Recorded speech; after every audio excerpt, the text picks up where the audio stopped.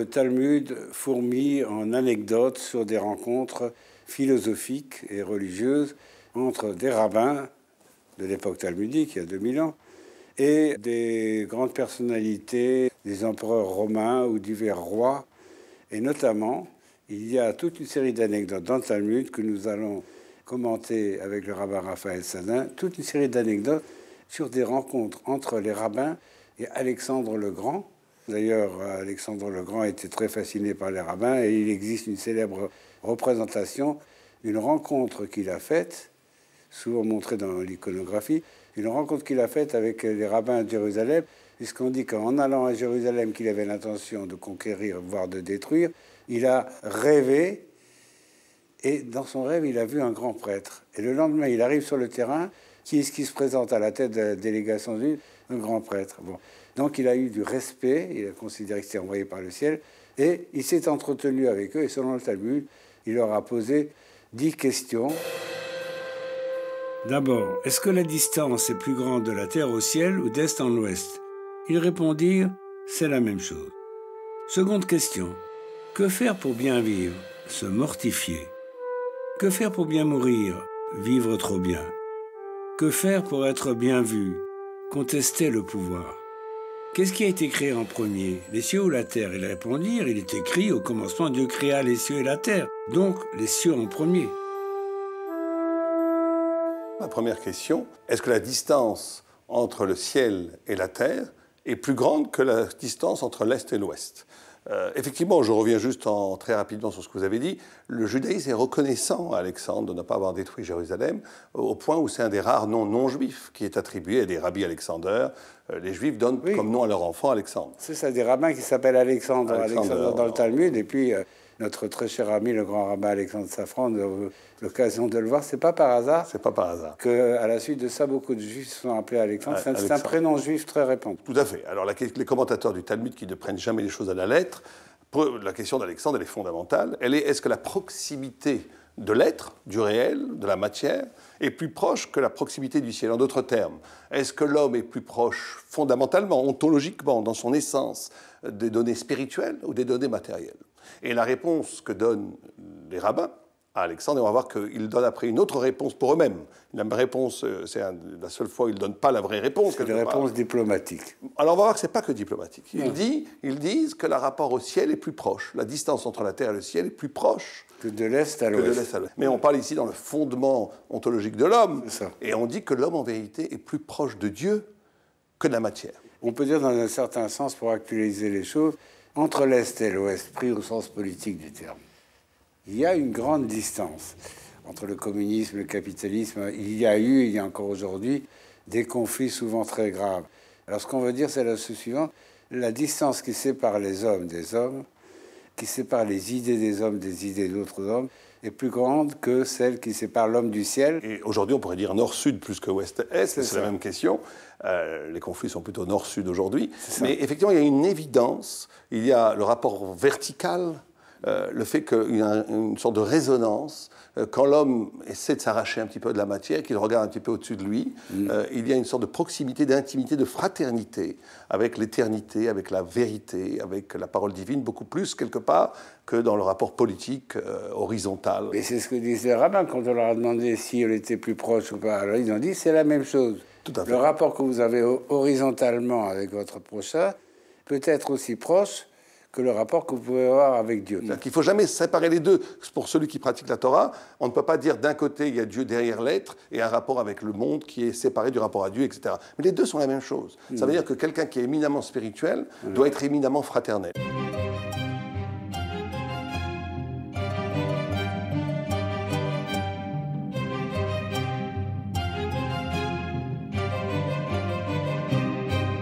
Alors il faut expliquer cette question parce que Alexandre le Grand a l'air de connaître bien la Torah. Il y a 2 textes dans le livre de la Genèse. Dans le premier, on dit « Bereshit bara Elohim et hashamayim et haaretz ». Au début, Dieu créa les cieux et la terre. Au chapitre suivant, on dit « Voici l'histoire du monde le jour où Dieu a créé la terre et les cieux. On ne sait pas qui a été créé en premier. Est-ce que le but de la création est le corps ou le but de la création est plutôt l'esprit? C'est une autre question. Mais ici, ce qui est posé fondamentalement, c'est en vérité, vous avez dit que ce n'est pas d'actualité, c'est éminemment d'actualité. Parce que si on va au fond des choses, quand on a une discussion entre des savants et des savants talmudiques, entre le monde moderne et le monde de la Torah, on arrive toujours à la même question. Deux visions du monde. Est-ce que fondamentalement nous sommes les enfants de la poussière d'étoiles, comme disent les astronomes?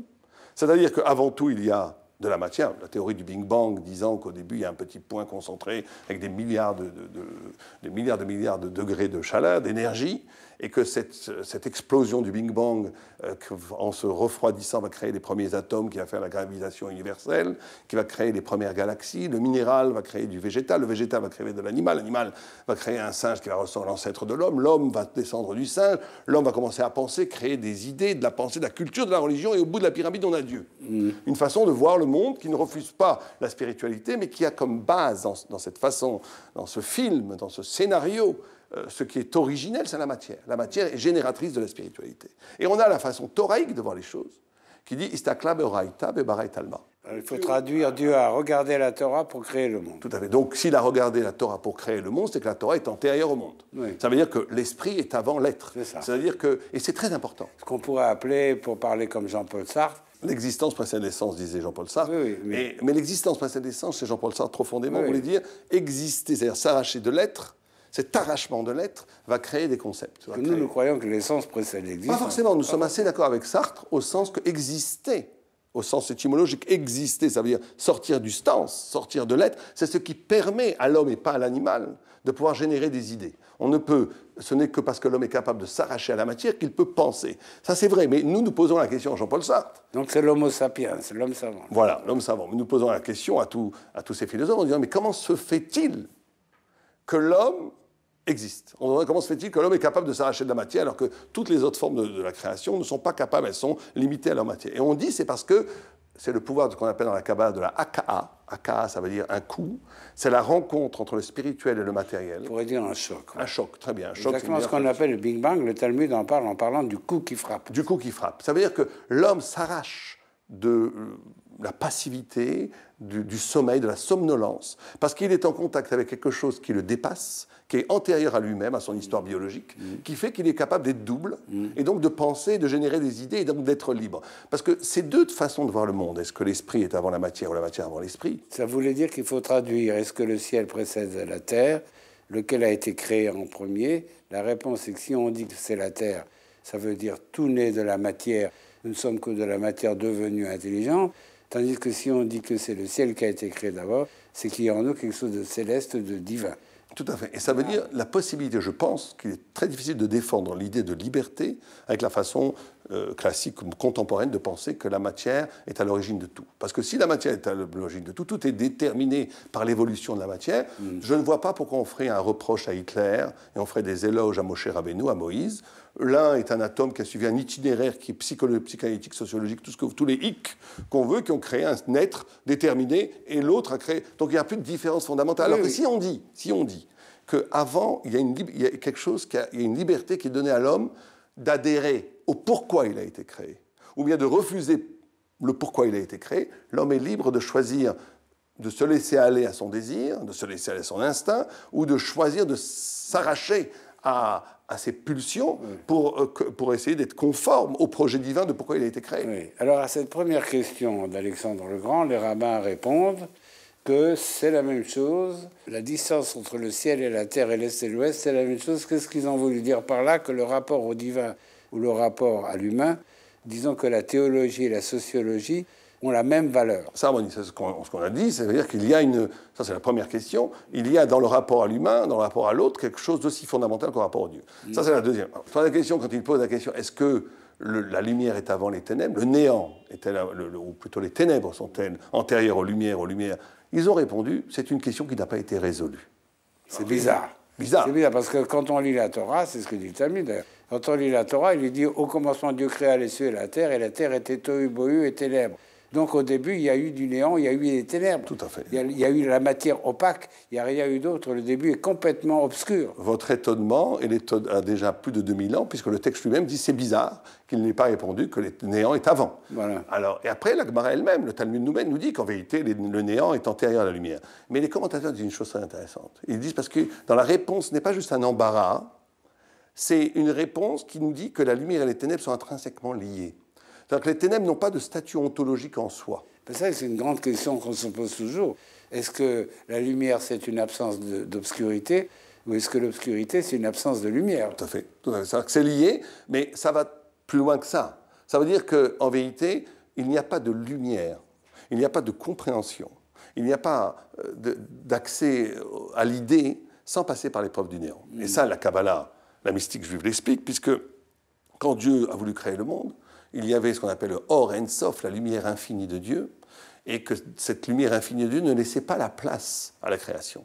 Et donc Dieu a fait une sorte de trou, qui est comme un pic d'épingle, ah oui. mais que ce petit trou de rien du tout. Un vide, il a créé un vide, dans la lumière éternelle. On peut imaginer ça très bien. Vous avez une lumière au milieu, vous avez un rond qui est obscur. Il a retiré, on dit que la lumière dans la Kabbale s'est retirée sur les bords, pour laisser une place à la non-lumière, c'est-à-dire à l'être humain. C'est-à-dire à la création, à l'être. Mais ce petit point qui est à l'échelle du cosmos des milliards d'années-lumière, c'est un petit point dans l'océan Pacifique, c'est rien, c'est comme un épingle dans l'océan Pacifique. Mais c'est l'espace gigantesque dans lequel nous vivons. Donc ça veut dire qu'avant toute chose, il y a de l'absence, il y a du radicalement vide, il y a du néant, il y a des ténèbres. Et il faut, le travail de l'homme, de l'humain justement, c'est d'essayer de reconduire, de réintroduire cette lumière divine qui s'est exilée au cœur même de ce néant. Donc l'acte même de penser, l'acte même de réfléchir, l'acte même de générer des idées doit passer par l'épreuve du vide.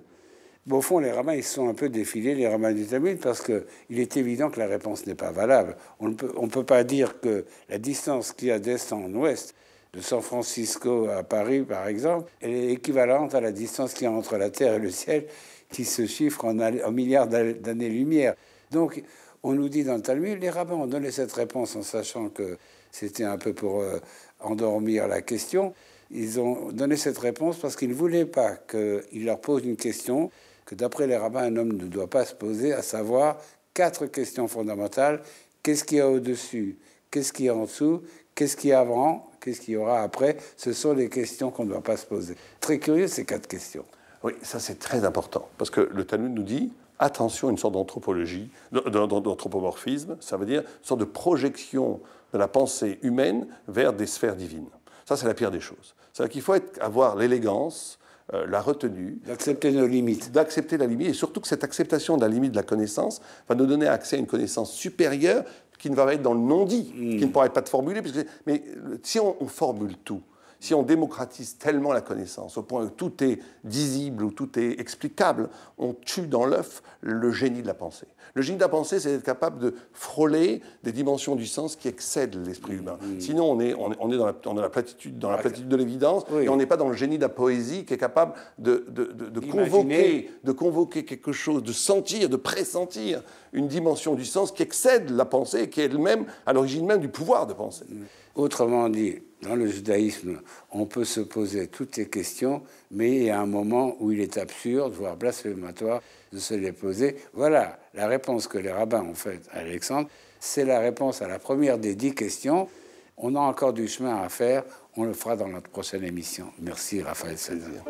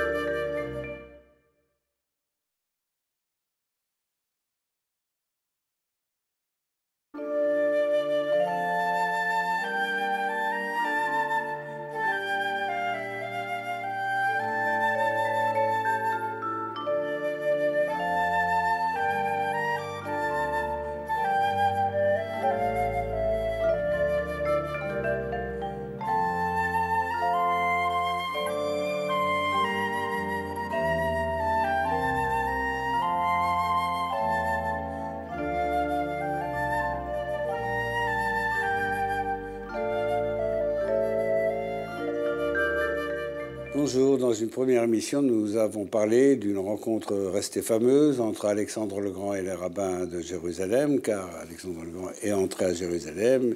Il y a une scène célèbre, souvent reproduite dans l'iconographie, où il est impressionné parce qu'il a rêvé du grand prêtre de Jérusalem, et ensuite il le voit en chair et en os. Là s'ensuit un long dialogue où Alexandre le Grand, profitant de ce qu'il est avec des sages, leur pose 10 questions. Nous avons vu les premières dans une précédente émission, et maintenant on va passer à la suite de ces 10 questions. Les premières concernaient, on peut dire, la cosmogonie, qu'est-ce qu'il y a été créé d'abord, le ciel et la terre, etc. Et maintenant, il pose des questions, on pourrait dire, existentielles. Qu'est-ce que vous appelez être sage ? La question fondamentale, qu'est-ce qui s'appelle être intelligent? Qu'est-ce qui s'appelle la sagesse? Oui. Et là, il répond une réponse tout à fait étrange. Il dit, celui qui est capable de voir l'avenir. Aroé est un olade, celui qui voit ce qu'il va naître, littéralement. C'est intéressant de remarquer que cette réponse n'est pas conforme à la même question qui est posée dans la Maxime des Pères, où là-bas, il dit, qui est le sage? Celui qui est capable d'apprendre de tous les hommes. Alors ici, justement, les commentateurs nous disent que la clé même de l'intelligence, et c'est valable comme technique cognitive pour chacun d'entre nous aujourd'hui, la clé même de la connaissance, accéder à des degrés supérieurs de l'intelligence, ça serait d'être... D'anticiper. Anticiper oui, sur l'avenir. Anticiper. Mais comment le fait-on?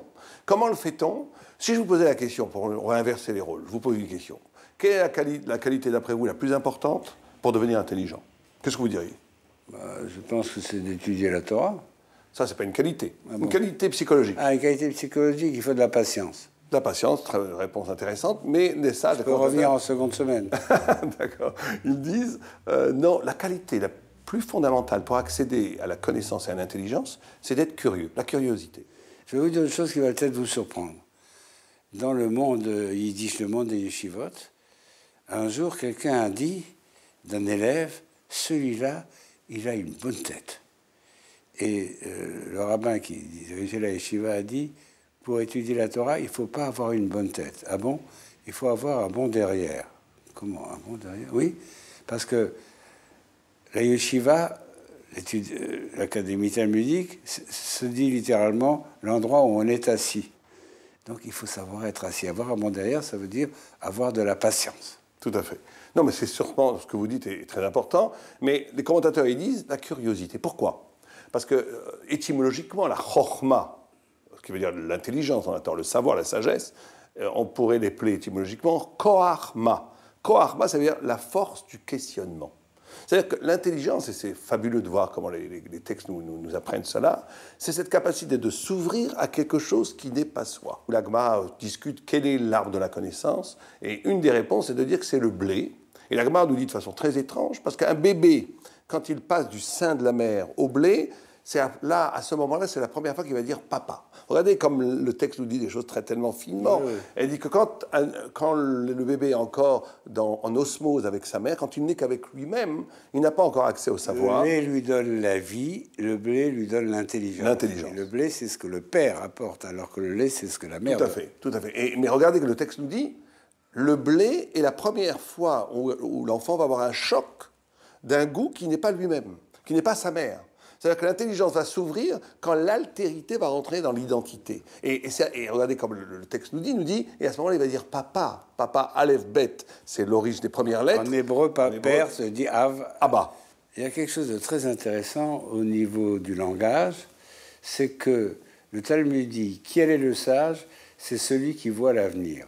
Mais ça se dit en hébreu pas du tout comme ça. Le mot hébreu nolad veut dire ce qui va naître. Bon. L'avenir est désigné par une chose qui doit encore naître. Et alors, il est très intéressant, pour tous nos spectateurs, ils comprendront ça très aisément, c'est que voir ce qui va naître, c'est le rôle de la sage-femme. La sage-femme voit ce qui va naître. Et c'est pourquoi elle s'appelle sage. Peut-être qu'on ne sait pas pourquoi en français une sage-femme s'appelle sage. C'est parce que le Talmud dit qui est sage, c'est celui qui voit ce qui va naître. Vous voyez, c'est une forme de sagesse. Évidemment, ici, ça veut dire celui qui est capable de prévoir l'avenir, parce que gouverner, c'est prévoir. Mais ça désigne aussi dans la fonction de la naissance de quelqu'un, être capable de voir un bébé, c'est déjà voir toute une vie. Alors justement, il faut se poser cette question. Quel rapport entre cette technique, on va dire entre guillemets, de la connaissance et voir le futur? Le centre de gravité de l'existence n'est pas le présent, la platitude de l'évidence du maintenant. Alors, Alexandre pose une troisième question au rabbin, et je trouve que la réponse qu'il donne est très bizarre. Qu'est-ce que l'homme doit faire pour vivre? Réponse, qu'il se mortifie. Alors, avant ça, je ne sais pas si vous voulez qu'on les passe, mais il pose deux autres questions. Qui est le riche? Qui est le courageux? Je peux juste dire un petit mot sur la Gvoura. Il dit qui est celui d'homme courageux? Il ne dit pas celui qui... Alors, il dit ça à Alexandre, qui est le plus grand conquérant de tous les temps. Il ne dit pas celui qui est capable de conquérir la planète. Oui. C'est celui qui est capable de casser avec son... De se contrôler. De se contrôler. On demande qui est puissant? Il dit à l'homme le plus puissant du monde, le président des États-Unis.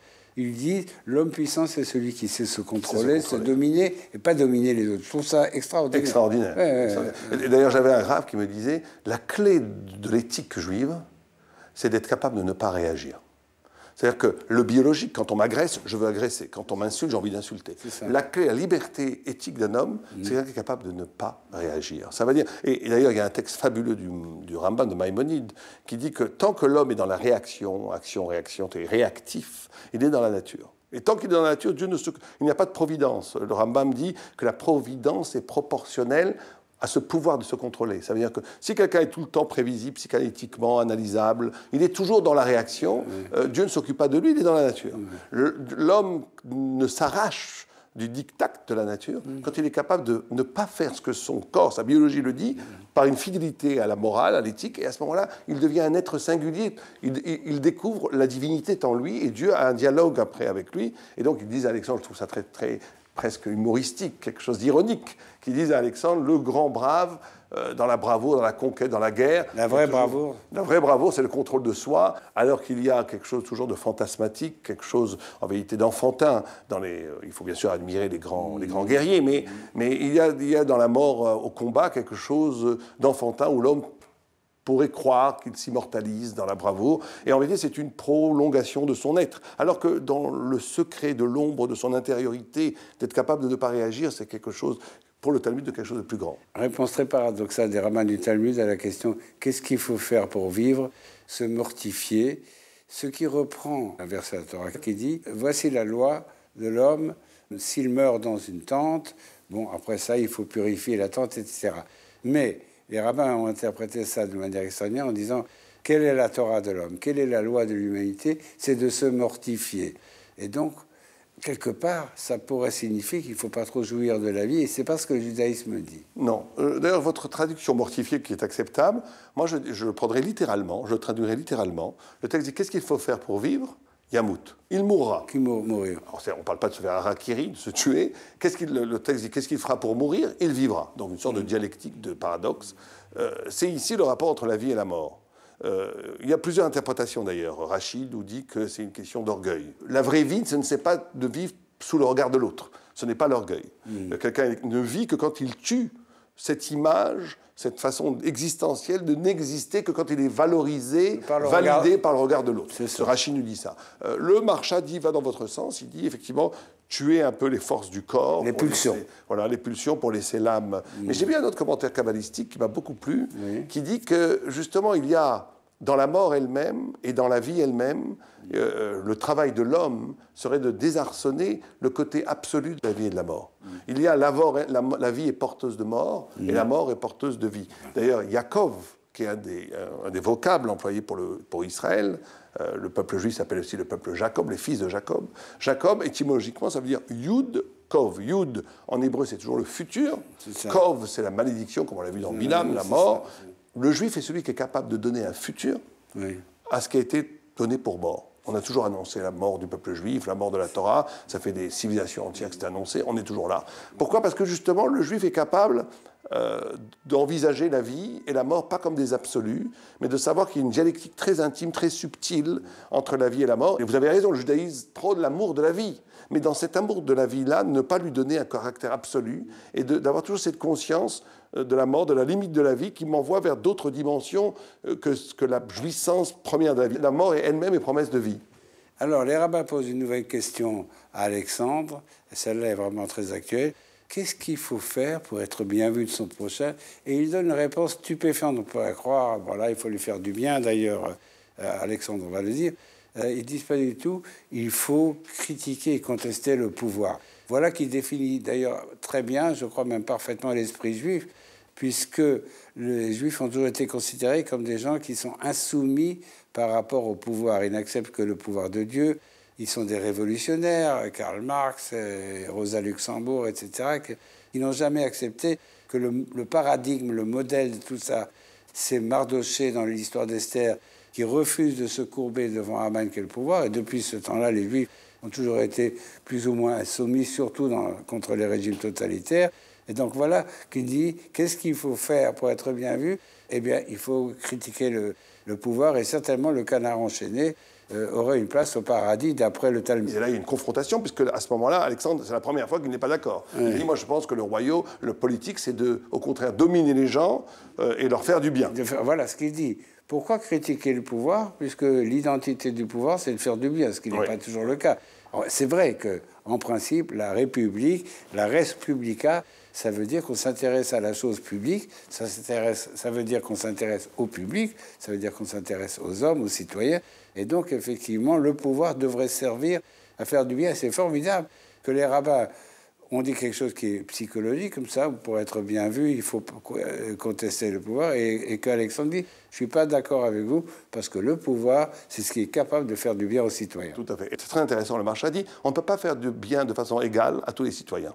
On fera toujours une politique qui sera bien pour une partie de la population et qui sera négative pour une autre partie. Et donc il y a quelque chose de compromis, fondamentalement compromis dans l'exercice même du politique, c'est pour ça qu'il faut le fuir. Mais il y a aussi un conseil qui est donné à Alexandre, c'est de dire, tu veux que les gens te veuillent de toi, tu veux être désiré, sache montrer que tu as du mépris pour le pouvoir. D'ailleurs, François Mitterrand l'avait très bien compris dans la deuxième élection où il avait dit qu'il ne voulait pas se représenter. Il avait tellement dit cela, et c'était une manœuvre politique, mais très intelligente, inspirée du Talmud, parce que justement, celui qui est capable de montrer qu'il n'est pas véritablement intéressé par le pouvoir est capable de montrer qu'il ne va être le représentant que d'un ordre éthique, moral, pacificateur, de bonheur universel. Alexandre est séduit par ce dialogue avec les rabbins, il les trouve très intelligents. D'ailleurs, à la fin, ils vont lui donner un conseil tout à fait intéressant parce qu'il doit faire la guerre aux Amazones. Il leur demande ce qu'il doit faire. Et les rabbins lui répondent, les Amazones, c'était une tribu de femmes guerrières. Et les rabbins lui disent, n'y va pas. Il dit, pourquoi? Parce que si tu gagnes la guerre, on dira, Alexandre le Grand, tout ce qu'il a fait, c'est de battre des femmes. Mais imagine que tu perds la bataille, on dira que tu as été vaincu par des femmes. Et Alexandre accepte ce conseil, il ne va pas faire la guerre aux Amazones. C'est assez extraordinaire, de voir les conséquences d'un dialogue entre Alexandre et les rabbins. D'ailleurs, à un moment donné, le dialogue se chauffe, il les menace de mort. Il a dit, pourquoi vous ne nous acceptez pas comme maître absolu les Grecs et vous voyez que nous sommes la majorité. Il dit, c'est pas une preuve. Le Satan l'emporte dans l'histoire. Et après, on dit, je pourrais vous tuer. Il y a une sorte d'échange où les rabbins rappellent à l'ordre Alexandre en disant, la notion d'éthique, tu as promis de ne pas nous tuer avant la discussion, tu ne peux pas le faire maintenant. Il accepte. Et il leur donne aussi de l'argent, il leur donne de la reconnaissance. Donc il y a ici une sorte de note d'espoir à la fin du texte, où on nous dit qu'il peut y avoir un dialogue, une sorte de passage dialectique entre le monde grec et le monde juif, bien sûr dans la différence, mais qu'il y a une possibilité d'échange entre Alexandre et les rabbins. Et voilà pourquoi tellement de juifs s'appellent Alexandre. Merci Raphaël Sada.